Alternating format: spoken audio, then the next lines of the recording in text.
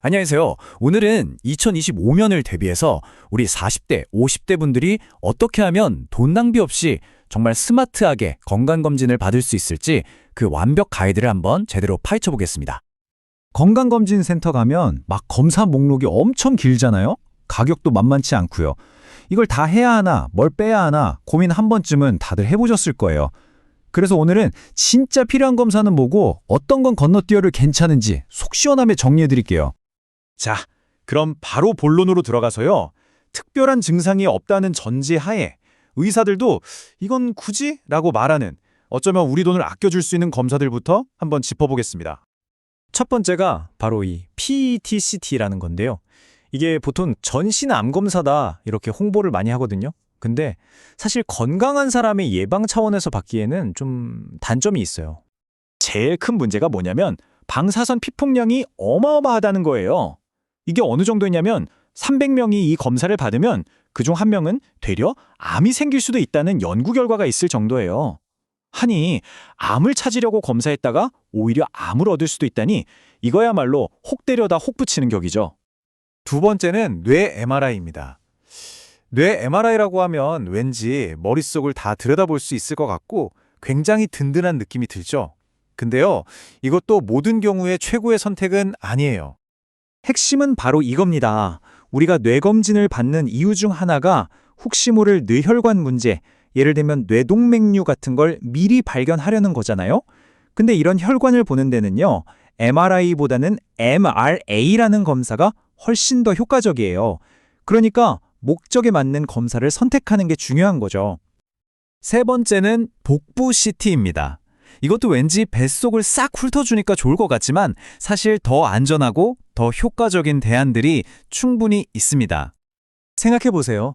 복부 초음파로 간이나 췌장 같은 장기들을 보고 또 위랑 대장은 내시경으로 직접 들여다보는 조합이 있거든요. 이게 방사선 노출이 많은 CT 한 번 찍는 것보다 훨씬 더 정확하고 안전하다는 게 전문가들 의견입니다. 네 번째, 척추 CT나 MRI. 허리 아프신 분들 많으니까 나도 한번 찍어봐야 하나 생각하실 수 있는데요. 이것도 뚜렷한 증상 없이 그냥 예방 차원에서 찍는 건 별로 추천하지 않아요. 이게 진짜 중요한 포인트인데요. 이 검사들은 아플 때 그 원인을 찾는 진단용이지 미리 찍어보는 검진용이 아니라는 거예요. 괜히 찍었다가 디스크가 살짝 튀어나왔다거나 하는 사소한 소견에 이거 뭐지? 하고 걱정만 늘어날 수 있거든요. 자, 지금까지 굳이 안 해도 되는 검사들을 알아봤으니까 이제부터는 진짜 중요한 거, 꼭 해야 할 검사들을 알아봐야겠죠? 40대에 접어들었다면 기본 검진에 뭘 추가해야 할까요? 물론 나라에서 해주는 기본 검진도 정말 훌륭하죠. 하지만 이건 말 그대로 최소한의 안전망이고요. 40대부터는 암이나 만성질환 같은 중년의 건강 위험에 대해서 우리가 좀 더 적극적으로 관리하고 대비해야 할 때입니다. 40대의 핵심 키워드는 바로 이 시기에 발병률이 슬슬 높아지는 주요 질환들을 미리 점검하는 거예요. 특히 한국인에게 정말 중요한 위내시경. 이건 2년에 한 번씩은 꼭 챙기시고요. 복부랑 갑상선 초음파도 추가하면 좋죠. 그리고 여성분들은 유방검사랑 자궁경부암 검사 이 두 가지는 꼭 기억해 주세요. 자, 이제 50대가 되면요. 우리 몸의 방어 체계를 한 단계 더 강화해야 합니다. 특정 암이나 심혈관 질환의 위험도가 본격적으로 확 올라가는 시기거든요. 그래서 검진 계획도 훨씬 더 정밀해져야 해요. 50대부터는 대장, 폐, 심장, 그리고 뼈 건강이 핵심 키워드가 됩니다. 대장암 발견의 최고봉이라고 불리는 대장 내시경, 이제 시작하셔야 하고요. 오랫동안 담배를 피우셨다면 저설량 PET-CT도 꼭 고려해보세요. 또 고혈압이나 당뇨 같은 위험 인자가 있다면 심장 쪽도 정밀하게 들여다볼 때입니다. 자, 이 표를 한번 보세요. 40대와 50대의 검진 계획이 어떻게 달라지고 또 깊어져야 하는지 한눈에 딱 들어오시죠? 40대가 건강의 기초를 다지는 시기였다면 50대는 주요 장기들에 대한 집중 방어에 들어가는 시기라고 생각하시면 쉽습니다. 그런데 있잖아요. 그냥 이 리스트대로만 검사를 받는 게 끝이 아니에요. 정말로 효과적인 검진을 만드는 건 바로 우리 자신이 얼마나 현명하게 대처하느냐에 달려 있습니다. 가장 스마트한 계획은 검진센터에서 추천하는 ABC 패키지가 아니에요. 바로 나의 가족력, 나의 생활 습관 같은 나만의 고유한 위험 요소를 가지고 의사와 상담해서 만드는 나만의 맞춤 전략, 이게 진짜 핵심입니다. 자, 이건 정말 오늘 내용의 하이라이트이자 꿀팁입니다. 치료 목적이라는 이 네 글자 무조건 기억해 두세요. 이걸 아느냐 모르느냐에 따라서 내가 내야 할 병원비가 크게 달라질 수 있거든요. 이게 무슨 말이냐면요. 예를 들어서 그냥 예방 차원에서 하는 건강검진 내시경 미용 자체는 실비보험이 안 돼요. 그런데 그 내시경을 하다가 용종이 발견돼서 그걸 떼어냈다. 그럼 그건 치료 행위가 되기 때문에 보험 처리가 가능하다는 거죠. 완전 다르죠? 그러니까 검진 후에 뭔가 추가 시술이나 검사를 하게 되면 꼭 치료 목적이라는 의사소견서를 챙기시는 게 좋습니다. 결국 우리 건강에 대한 최고의 투자는요. 그냥 가장 비싼 검진 패키지를 결제하는 게 아니라 내 몸에 대해 제대로 알고 나에게 꼭 맞는 계획을 세우는 것, 바로 그 자체입니다. 자, 오늘 이야기 쭉 들어보시면서 나는 이거부터 한번 챙겨봐야겠다 하는 거 하나쯤 떠오르셨나요? 그걸 꼭 기억해 두셨다가 의사 선생님과 상담해서 여러분만의 건강 계획을 세워보시길 바랍니다. 현명한 계획으로 더 활기찬 내일을 만드시길 응원하겠습니다. 감사합니다. 40대, 50대가 되시면 주변에서 이제 종합검진 한번 받아봐야 하는 거 아니냐, 이런 이야기 참 많이 듣게 되죠. 네, 맞아요. 근데 막상 어떤 검사를 받아야 할지, 또 받고 나서 실비보험으로 어떻게 되는 건지, 정보는 너무 많은데 오히려 더 헷갈리고 좀 막막하실 때가 많을 거예요. 그렇습니다. 특히 이게 건강검진이라는 게 순수한 예방 목적하고 실제 치료 목적이 좀 섞일 때가 많아서요. 그 실비보험 적용 여부를 판단하기가 좀 까다로울 수 있죠. 네, 원칙적으로는 예방 목적 검진은 실비 처리가 안 되는데 검사하다가 그 용종을 떼거나 그러면 또 얘기가 달라지니까요. 맞아요. 그래서 오늘은 당신이 공유해 주신 자료들, 그러니까 뭐 검진 항목 비교해 놓은 블로그 글도 있었고, 병원 정보, 실비보험 관련 글, 또 유튜브 영상 같은 것들, 이걸 바탕으로 해서 40, 50대 맞춤 종합검진의 모든 것을 한번 제대로 파헤쳐 보려고 합니다. 네. 어떤 검사가 진짜 필요하고 또 어떤 건 뭐 굳이 안 해도 괜찮은지, 그리고 제일 궁금해하실 그 실비보험 청구, 이게 가능한 건지 아닌지 명쾌하게 한번 정리해 드릴게요. 네, 좋습니다. 다양한 자료를 통해서 종합검진 선택부터 실비 청구까지 당신에게 꼭 필요한 실질적인 정보를 좀 얻어가실 수 있도록 도와드리겠습니다. 좋습니다. 이 자료들 속에서 당신에게 정말 필요한 건강검진 정보, 그 핵심만 쏙쏙 뽑아내서 현명하게 건강관리하시는 데 도움을 드리는 게 저희 목표입니다. 자, 그럼 본격적으로 시작해 볼까요? 네. 우선 제일 기본적인 질문부터 한번 풀어보죠. 나라에서 해주는 국가건강검진하고 우리가 보통 따로 돈 내고 받는 종합검진, 이 두 가지가 어떻게 다른 건가요? 자료 보니까 국가검진은 좀 기본적인 항목 위주라고 하던데요. 네, 맞습니다. 국가건강검진은 이제 모든 국민을 대상으로 기본적인 건강 상태를 확인하는, 최소한의 안전망 같은 역할을 하는 거죠. 네네. 말씀하신 대로 혈액검사, 소변검사, 혈압 재고, 흉부 엑스레이 찍는 거, 이런 비교적 간단한 항목들로 되어 있고요. 반면에 종합검진은 개인의 필요에 따라서 특히 40대, 50대의 발병률이 확 높아지는 암이라든지 심내혈관 질환 같은 것들을 좀 일찍 발견하려고 하는 거잖아요. 그렇죠. 그래서 CT나 MRI, 초음파, 내시경, 아니면 특정 혈액검사 같은 훨씬 정밀하고 다양한 검사를 추가하는 그런 개인 맞춤형 검진이라고 보시면 됩니다. 그러니까 국가검진이 기본이라면 종합검진은 약간 심화학습 같은 거네요. 네, 그렇죠. 특히 40대, 50대는 그냥 국가검진만으로는 좀 부족할 수도 있겠군요. 그렇습니다.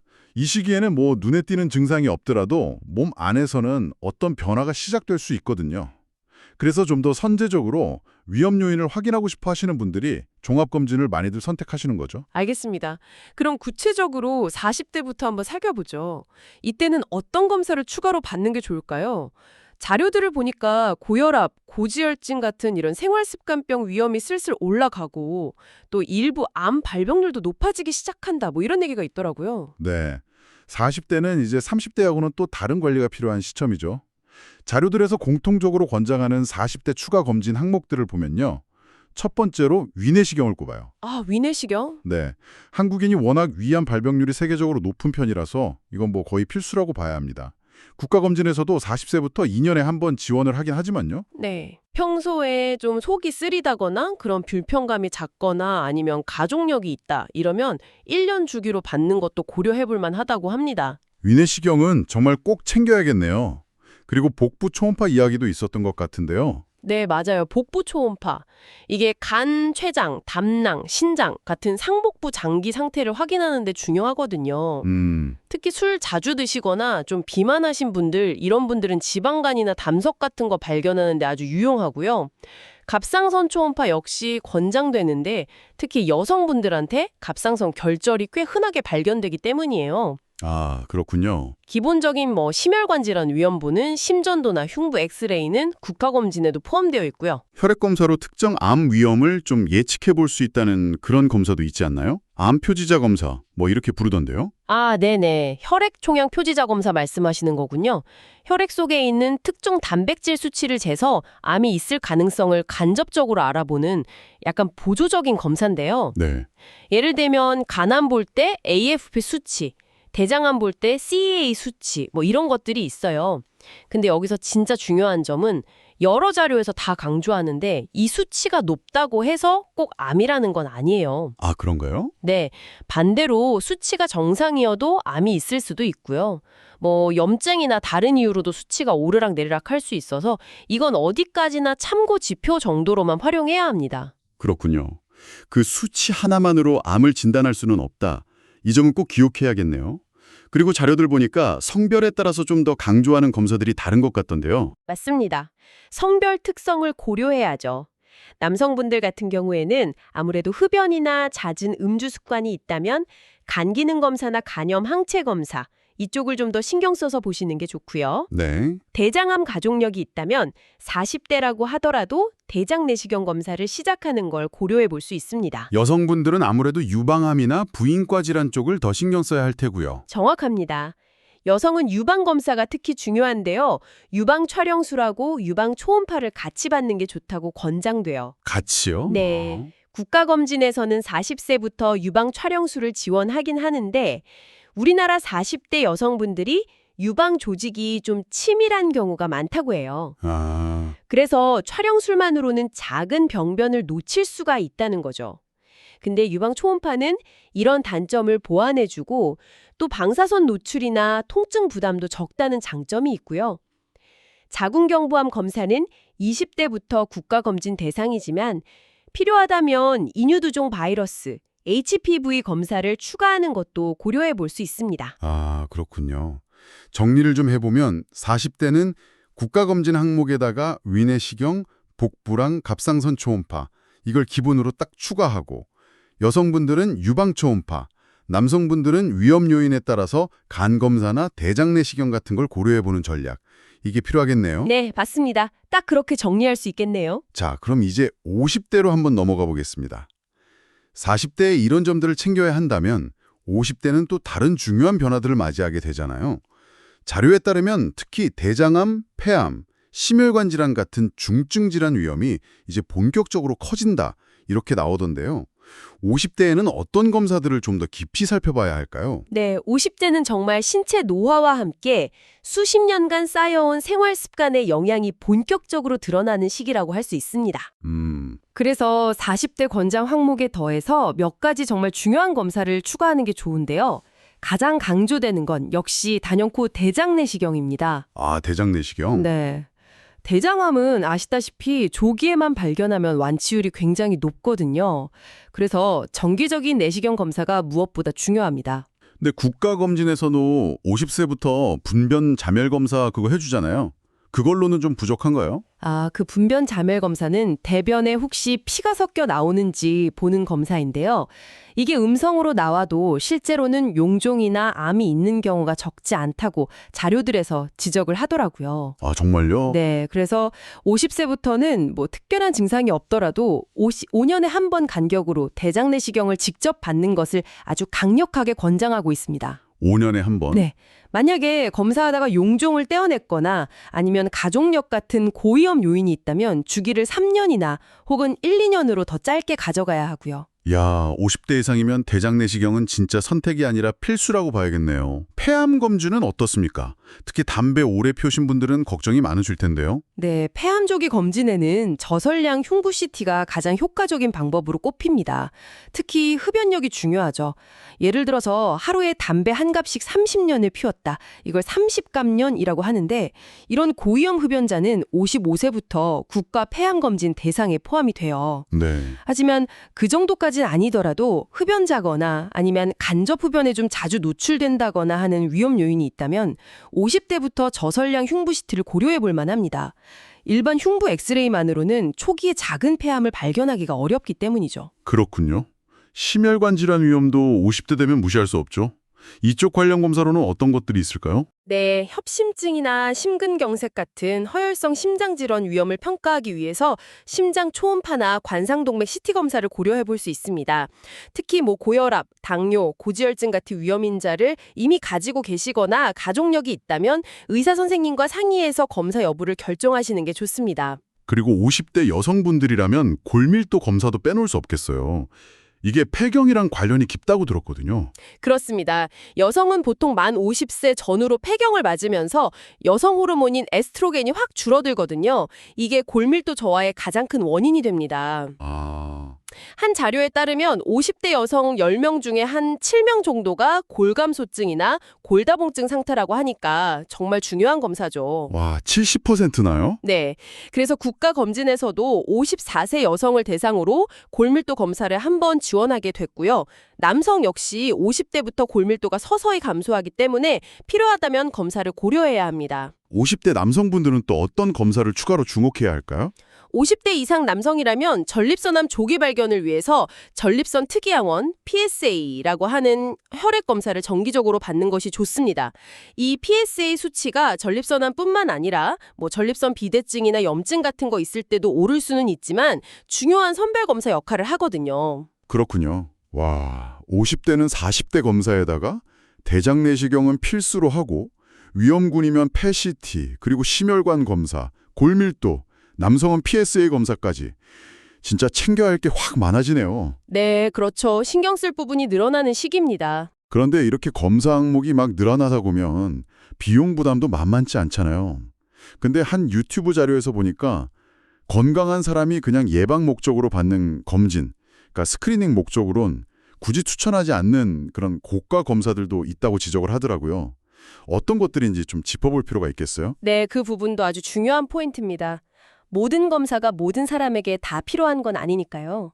특정 증상이나 명확한 위험 요인이 없는 건강한 사람에게 그냥 선별 검사 목적으로 하기에는 비용 대비 효과라든지 아니면 방사선 노출 같은 위험성을 고려했을 때 좀 신중해야 할 검사들이 있다는 지적이죠. 자료에서 자주 언급되는 대표적인 예가 PET-CT입니다. 아, PET-CT요? 그거 전신암 검사로 알려져서 좀 솔깃한데 왜 신중해야 한다는 거죠? 가장 큰 이유는 방사선 피폭량이에요. 이게 일반 CT에 비해서 훨씬 높거든요. 훨씬요? 네, 한 자료에서는 이게 암을 유발할 수도 있는 방사선 양이다. 이런 언급까지 있을 정도니까요. 비용도 100만 원 안팎으로 상당히 비싸고요. 물론 이미 암 진단을 받은 환자가 병기 결정을 하거나 치료 후에 재발했는지 확인할 때는 아주 유용하지만 증상 없는 건강한 사람이 첫 검진으로 받기에는 얻는 이득보다는 방사선 위험이나 비용 부담이 더 클 수 있다. 이런 의견이 지배적입니다. 와, 방사선 위험이 상당하군요. 그럼 심장 초음파나 뇌 MRI 같은 검사도 무조건 다 좋은 건 아니라는 건가요? 심장 초음파 같은 경우는 방사선 위험은 없지만 일반적인 선별 검사로 얻는 정보가 좀 제한적일 수 있다는 지적이 있어요. 특히 심장혈관, 그 관상동맥이 얼마나 좁아졌는지 이런 걸 직접 보기는 어렵거든요. 그래서 앞서 말씀드린 것처럼 뚜렷한 위험인자가 있다면 차라리 관상동맥 CT가 더 유용할 수 있다. 이런 의견이고요. 뇌검사 같은 경우는 뇌 조직 자체를 자세히 보려면 MRI가 좋지만 뇌동맥류 같은 혈관 이상을 확인하는 게 주곡적이라면 MRA, 자기공명 혈관 조영술이라고 하는데 이게 더 적합하다는 의견입니다. MRA요? 네, 뇌 MRA는 고혈압이나 당뇨 같은 뇌혈관 질환 위험인자가 있는 40, 50대한테 고려될 수 있고요. 하지만 이런 검사들보다 더 중요한 건 결국 평소에 혈압, 혈당, 콜레스테롤 관리 잘하는 거다. 이 점을 자료들은 다 강조하고 있습니다. 하긴 그렇겠네요. 그럼 복부 CT나 허리 MRI 같은 검사도 증상 없을 땐 굳이 먼저 받을 필요는 없다는 거군요. 네, 맞아요. 복부 CT는 일단 방사선 노출이 있고요. 간, 담낭, 췌장 이런 장기들은 복부 초음파로도 잘 보이고 위나 대장은 내시경으로 확인하는 게 더 정확한 경우가 많기 때문에 선별 목적의 필요성은 낮다는 의견입니다. 허리 MRI나 CT 역시 마찬가지로 허리 통증이나 다리 저림 같은 증상이 있을 때 원인 진단을 위해서 하는 거지 증상도 없는데 검진 목적으로 미리 찍어볼 필요는 없다는 거죠. CT는 방사선 문제가 있고 MRI는 또 비싸니까요. 그 외에도 뭐 전신 MRI나 비타민 D 검사, 모발 미네랄 검사 같은 것도 효용성에 좀 의문을 제기하는 시각이 있군요. 네, 전신 MRI는 비용이 워낙 비싸고 한 120만 원 선이라고 하죠. 특정 부위를 정밀하게 보는 것보다 효율성이 떨어진다는 지적이고요. 비타민 D는 사실 대부분의 한국인이 부족하기 때문에 굳이 비싼 검사 비용 들여서 확인하기보다는 그냥 영양제를 복용하거나 햇볕을 쬐는 게 낫지 않냐 이런 의견도 있고요. 모발 미네랄이나 중금속 검사 역시 아직까지는 의학적 근거나 유용성이 좀 부족하다는 시각이 많습니다. 와, 정말 신중한 접근이 필요하네요.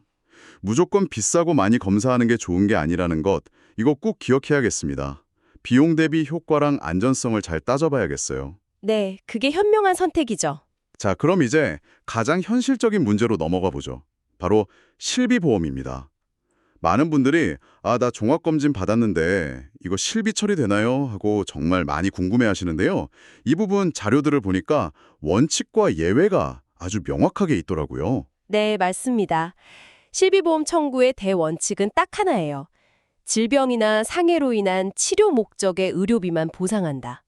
이것만 정확히 이해하시면 크게 헷갈릴 게 없습니다. 그렇다면 순수하게 예방 차원에서 받는 건강검진이나 아니면 뭐 종합검진 패키지 비용 자체는 원칙적으로는 청구가 안 된다는 의미인가요? 정확합니다. 국가건강검진이든 병원에서 제공하는 프리미엄 종합검진 패키지든 예방이나 단순 검사 목적의 비용은 치료 목적이 아니기 때문에 실비보험 보장 대상에서 제외됩니다.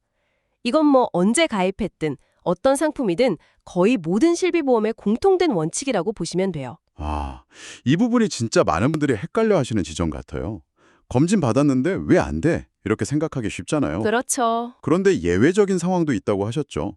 어떤 경우에 청구가 가능한 건가요? 네, 크게 두 가지 주요 예외 상황을 기억하시면 됩니다. 첫 번째는 검진 과정 중에 이상 소견이 발견돼서 즉시 치료적인 조치가 이루어진 경우예요. 즉시요. 네, 가장 흔한 예가 위나 대장 내시경 검사하다가 용종이 발견돼서 바로 제거하는 경우 있죠? 용종 절제술. 네네. 이때 발생한 용종 절제술 비용이나 또 제거한 용종을 조직검사 보내는 비용, 이런 것들은 명백한 치료 목적 행위로 간주돼서 실비 청구가 가능합니다. 검사 자체 비용은 안 되지만 검사하다가 용종을 떼면 그땐 시술 비용은 된다. 이거군요. 그럼 두 번째 예외는 뭔가요? 두 번째 예외는 검진 결과에서 이상 소견이 나와서 의사가 이거 추가적인 정밀 검사라 치료가 필요합니다 라고 판단해서 후속 조치를 진행하는 경우입니다. 예를 들면요? 예를 들어서 건강검진 유방 촬영에서 혹이 의심된다는 소견이 나와서 의사가 유방 초음파 추가 검사를 지시했다거나 폐 엑스레이에서 결절이 보여서 흉부 CT 검사를 받게 되었다면 이때부터 발생하는 추가 검사 비용이나 관련 치료 비용은 질병 진단 및 치료 목적이 명확해지기 때문에 실비 청구가 가능해지는 거죠. 그렇군요. 그러니까 검진이 계기가 되어서 시작된 후속 치료나 정밀 검사 비용은 보상받을 수 있다. 이거네요. 이게 핵심이군요. 바로 그겁니다. 그래서 보험금 청구할 때는 이게 치료 목적이었다는 것을 증빙하는 게 무엇보다 중요해요. 서류가 중요하겠네요. 네, 단순히 진료비 영수증이나 세부 내역서만으로는 좀 부족할 수 있고요. 반드시 의사의 진단명하고 해당 질병 분류 코드, 예를 들어 위 용종이면 K코드, 대장 용종이면 D코드 같은 국제 질병 분류 기호, 이게 딱 명시된 진단서나 소견서, 조직검사 결과지 같은 것들을 꼼꼼하게 챙겨두셔야 합니다. 보험사에 따라서는 의무기록 사본을 요구하기도 하고요. 필요한 서류를 잘 챙기는 게 정말 관건이네요. 그럼 반대로 실비보험으로 절대 청구 안 되는 그런 비보장 항목들도 자료에서 언급이 됐었죠. 네, 대표적인 것들이 좀 있죠. 치과 치료, 급여 부분 제외나 한방병원 치료 역시 급여 부분 제외 중에서 비급여 항목들, 그리고 미용 목적의 시술, 피부 관리나 성형 같은 거, 그리고 건강보험 적용이 안 되는 영양제 주사나 예방접종 같은 것들은 대부분 보장이 안 됩니다. 그리고 도수치료나 체외 충격타 치료 같은 것도 최근에 심사가 좀 까다로워져서요. 명확한 치료 목적이란 진단서가 없으면 보장이 제한될 수 있으니까 유의하셔야 합니다. 알겠습니다. 실비보험 관련해서는 치료 목적, 이걸 증빙하는 서류가 핵심이다. 이 점 꼭 기억해야겠어요. 자, 그럼 이 모든 정보를 종합해서 당신에게 맞는 최적의 종합검진을 선택하고 또 준비하려면 어떻게 해야 할까요? 네, 이제까지 나온 이야기들을 바탕으로 몇 가지 팁을 좀 정리해 드릴 수 있겠는데요. 첫째는 당연히 나이와 성별을 고려해야겠죠. 앞서 살펴본 40대, 50대별, 그리고 남녀별 추천 항목들을 기본 가이드라인으로 삼으시고요. 네. 둘째는 가족력을 반드시 확인해야 합니다. 예를 들어서 부모님이나 형제 중에 대장암 환자가 있다. 그러면 관장 연령보다 좀 더 이른 40대부터 그리고 더 자주 대장 내시경을 받는 것이 현명하겠죠? 개인적인 생활 습관이나 현재 불편한 증상이 있는지도 당연히 고려해야 할 테고요. 물론입니다. 생활 습관, 예를 들어서 오랫동안 담배를 피우셨다면 폐CT를 우선 고려하는 것처럼 자신의 위험 요인을 파악하는 게 중요하고요. 만약 현재 특별히 불편한 증상이 있다면 종합검진 패키지를 알아보기 전에 해당 증상에 대해서 먼저 의사의 진료를 받는 게 순서입니다. 그렇죠. 그리고 비용과 효율성도 무시할 수 없죠. 대학병원은 아무래도 신뢰도가 높지만 비싸고 예약이 좀 어렵고 검진센터는 비교적 저렴하고 편리하지만 검사의 질이나 상담 수준이 좀 다를 수 있잖아요. 네, 장단점이 있겠죠. 자료에 나온 것처럼 40대 패키지가 한 40만 원에서 70만 원, 50대는 60만 원에서 120만 원 선이다 그러면 이 예산 안에서 앞서 언급했던 굳이 필요 없을 수 있는 검사는 좀 빼고 정말 꼭 필요한 항목 위주로 구성하는 그런 지혜가 필요합니다. 검진기관을 고를 때 시설이나 사후관리 같은 부분도 좀 더 볼 게 있을까요? 좋은 질문입니다. 검진기관 선택할 때는요, CT나 MRI 같은 주요 장비가 너무 오래된 건 아닌지, 또 검진 결과 이상 소견이 있을 경우에 해당 병원이나 아니면 연계된 병원에서 좀 신속하게 진료를 받을 수 있는 시스템이 갖춰져 있는지, 그리고 검진 결과를 의사가 직접 충분히 설명해주고 상담해주는지 이런 사후관리 측면도 꼼꼼히 따져보는 것이 좋습니다. 예약 시점이나 검사 전에 준비해야 할 것들도 미리 챙겨야겠네요. 특히 대장 내시경은 식단 조절부터 그 장비 오는 것까지 준비가 꽤 까다롭다고 들었어요. 네, 맞습니다. 예약은 원하는 날짜에 받으려면 최소 2, 3주, 길게는 한두 달 전에 미리 하는 게 좋고요.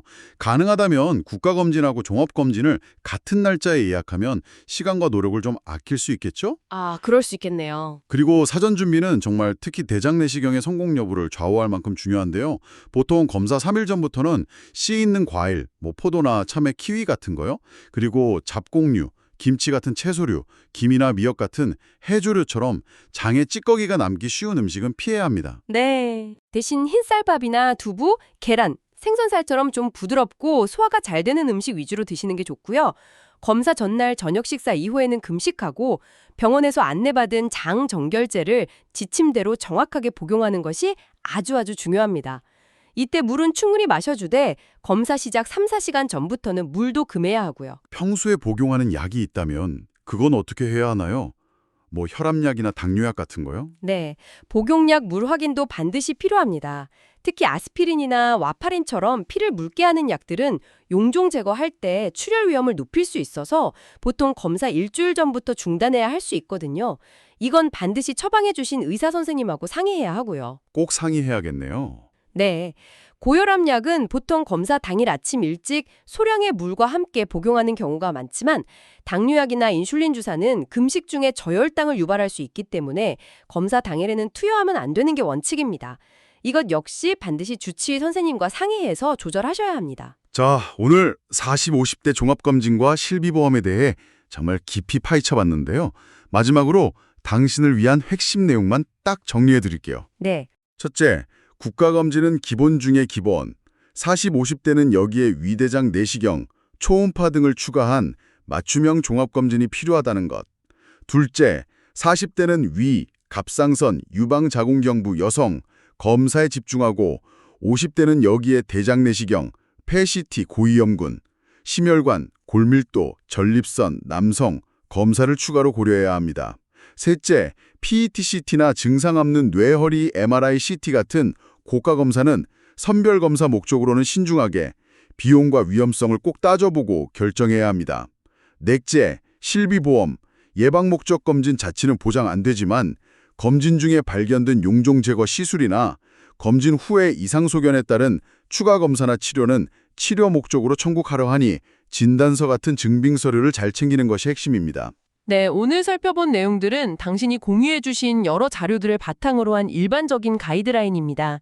개인의 건강 상태나 가족력, 생활 습관 같은 것들은 사람마다 다 다르기 때문에 누구에게나 똑같이 적용될 수는 없다는 점을 꼭 기억해 주세요. 네. 따라서 오늘 정보를 참고하시되 최종적인 검진 계획은 반드시 의사 선생님과 충분히 상담하셔서 당신에게 가장 적합한 방식으로 결정하시길 바랍니다.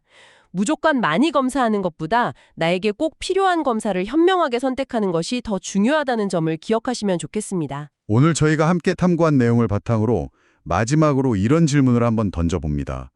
계속 오르는 의료비와 또 복잡한 보험 기준 속에서 당신의 소중한 건강을 장기적으로 지키기 위해 정말 꼭 필요한 검사와 비용 효율성, 그리고 과잉 검사 피하기 사이에서 당신은 어떻게 현명한 균형점을 찾아 나가실 건가요?